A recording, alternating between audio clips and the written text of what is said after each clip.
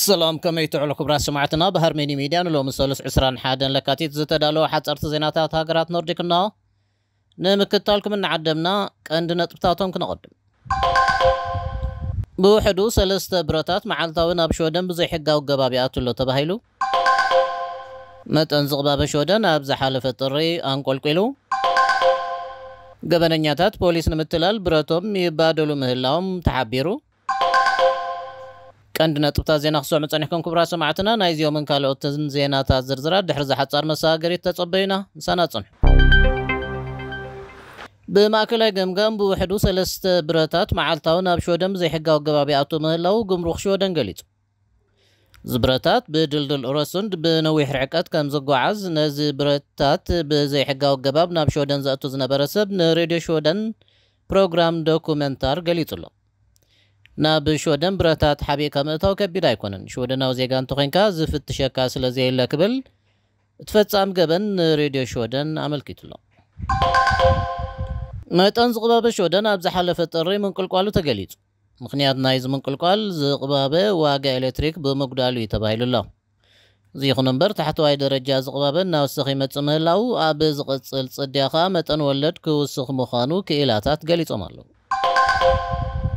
ኣብ ሾደን ዝርከባ መርበባት ገበን መርመራ ፖሊስ ንምትዕንቓፍ ኣጽዋራቶም እናተቐባበሉ ይጥቀሙ ምህላዎም ሬድዮ ሾደን ጸብጺባ በዚ ድማ ከም ቅትለት ዝኣመሰለ ከቢድ ገበን ኣብ ዝፍጸመሉ እዋን ነዞም ሰባት ናብ ፍርዲ ምቕራብ ኣሸጋሪ ከም ዝገብሮ ፖሊስ ገሊጾም ኣለዉ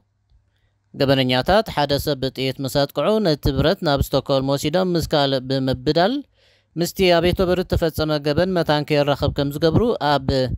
ፒብስግራደን ዮቶበሪ ኣባል ጉጅለ ገበን ዝነበረ ኣሌክስ ዝተባሃለ መንእሰይ ገሊጹሎ ኤጀንሲ ማሕበራዊ ድሕነት ሾደን ካብሎ መትሒዙ ንስድራ ቤታት ካሕሳው ጻይታት ኤሌክትሪክ መሃብ ክጅምር